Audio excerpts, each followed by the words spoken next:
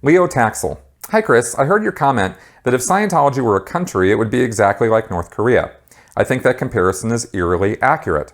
There are pictures of LRH everywhere in Scientology orgs, just like portraits of the Kim family are plastered around North Korea.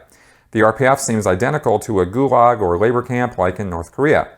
Also, Scientology's use of the Chinese school method comes to mind. It makes one wonder if LRH wasn't just intimately familiar with Soviet government and copied-pasted it onto his organization. The lack of or discouragement of open internet use in both is another parallel, and many, many more I can think of I won't waste your time with. My question relates to this.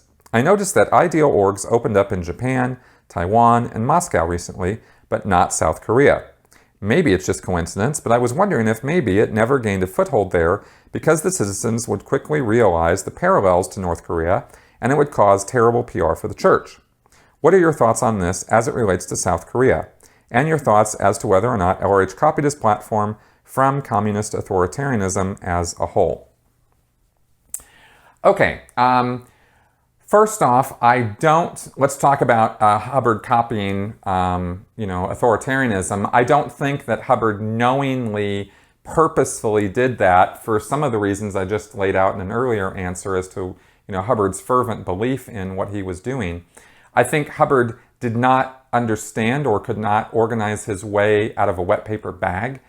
He was not a good businessman. He was not a good financier. He was not at all good at organizational structure. I've done a whole video about how bad the whole organizational structure of Scientology is and laid it all out in grim detail.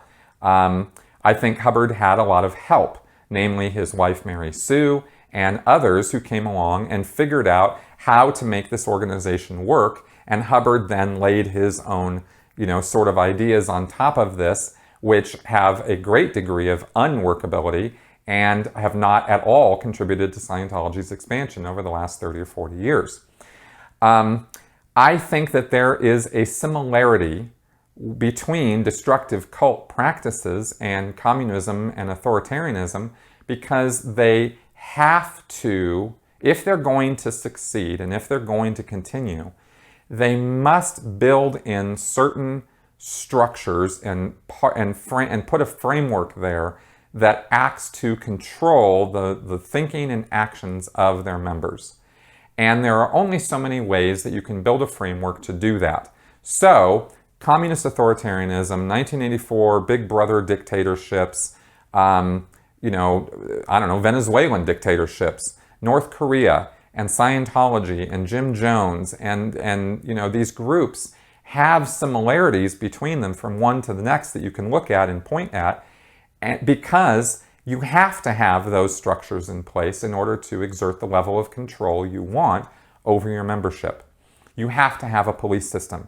You have to have a justice system which enforces the needs of the state over the needs of the individual.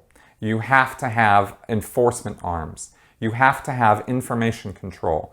You have to have behavior control. You have to have undue influence and ways of behavior modification in order to draw people into the situation and control them once they are in it, right? All of these structures have to be in place to exert the level of control that these organizations want to exert. So rather than looking at communism or North Korea or Venezuela or Big Brother and go, well, did Hubbard get his ideas from those things? I don't know that it was really that simple. I think it was more that Hubbard evolved a system of authoritarian control because that was Hubbard's megalomania in full swing, and he wanted to exert that level of control over his membership because that's what he thought it took in order to make his technology work. I mean, that's what Hubbard said about it himself. He said, I don't like heavy ethics, I don't like enforced justice, but I have to put these things in place because man is so screwed up that we have to enforce this level of control on him in order to guide him along this path that leads to total personal spiritual freedom and salvation. So it was pretty twisted thinking, sure, but that was Hubbard's rationale behind it. And so he evolved systems of control like these other systems. Now, as far as South Korea and North Korea go, Here's what I have to honestly tell you. I don't know anything about South Korea at all. I've never even met somebody from South Korea. I've never looked into their system of government or their culture. So I can't honestly tell you why it is that Scientology hasn't encroached into South Korea. I doubt, though, because I maybe don't know South Korea, but I do know human nature. And we all have things in common, right?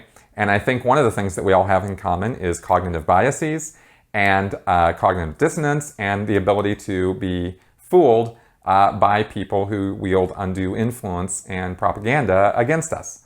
That's human beings, right? So I don't think South Korea is any more immune to any of that than any place else. I don't think they're so experienced with North Korea as a destructive cult situation that they're immune to Scientology or other, religious groups or destructive cult groups coming in there with some good PR pitch and, getting them to get on board. There's always a certain percentage of people in any group who will literally believe anything you tell them. So that's, maybe a slightly pessimistic view, but I think it's a realistic one.